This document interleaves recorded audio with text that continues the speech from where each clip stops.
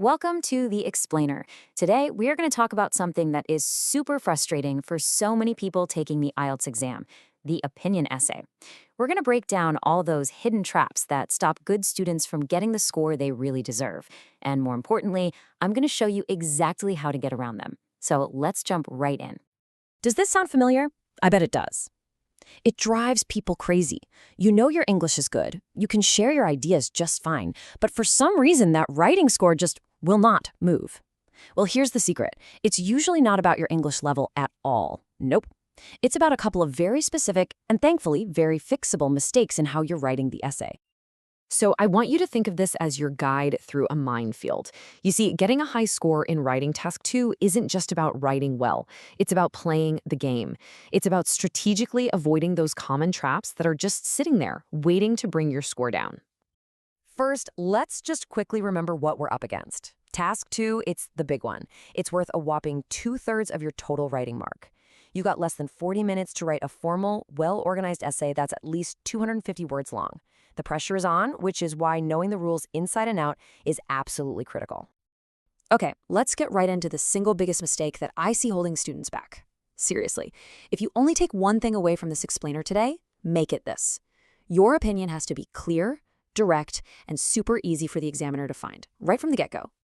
And this chart just lays it all out, doesn't it? If your introduction is wishy-washy and the examiner has to go searching for what you actually think, guess what? Your task achievement score is immediately capped. You can't get more than a band 6. You could write the most amazing paragraphs after that, but you've already put a ceiling on your own score. I mean, just look at the difference here. It is night and day. The band 6 example, it's just describing the world. It's stating a fact. It doesn't actually answer the essay question. But the band 7+ example, bam, I completely agree. There is zero doubt about where this writer stands. That is the solid foundation you need for a high-scoring essay. So here's the thing. A lot of people try to be balanced and say they somewhat agree. But honestly, you're often just making life harder for yourself. It's so much safer and way more effective to just pick a side, totally agree or totally disagree, and then argue for it with everything you've got. It makes your whole essay stronger, clearer, and much easier to write. And that brings us perfectly to our next point.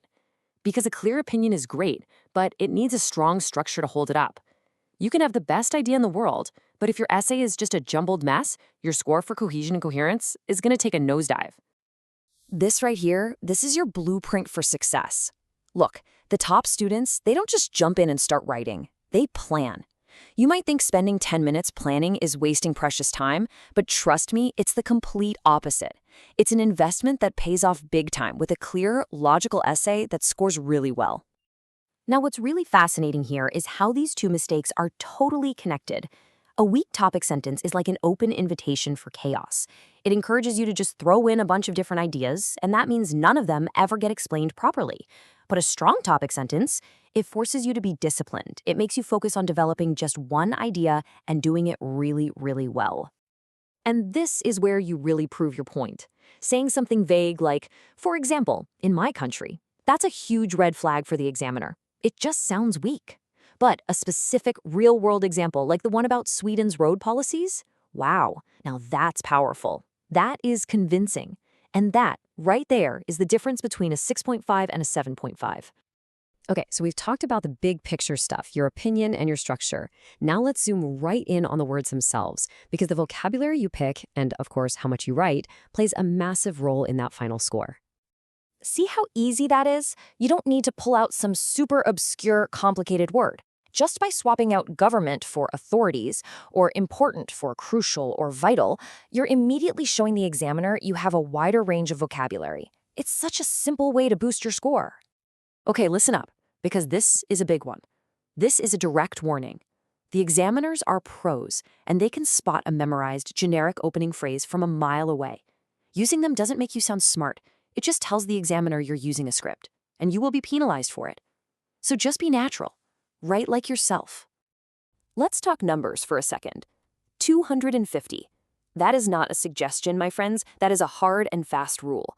If you write 249 words, you are guaranteed to lose marks for task achievement. Why? Because you didn't do what the task asked. It's really as simple as that. But here's an inside tip. The real sweet spot, the target you should be aiming for, is actually a little bit higher. If you can write between 270 and 300 words, that gives you the perfect amount of space to really explain your points properly and back them up with those amazing specific examples we were just talking about. All right, we have navigated the traps, we have laid out all the fixes. So to wrap things up, let's put it all together into one simple, powerful checklist that you can use every single time you practice writing an essay. Seriously, before you put your pen down, just take 30 seconds, run through these questions in your head.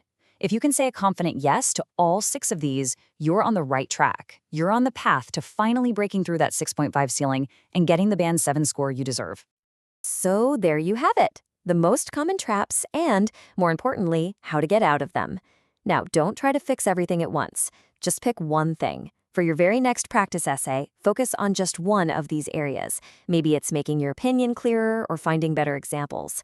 Small, focused changes are what lead to big jumps in your score. Thanks for watching.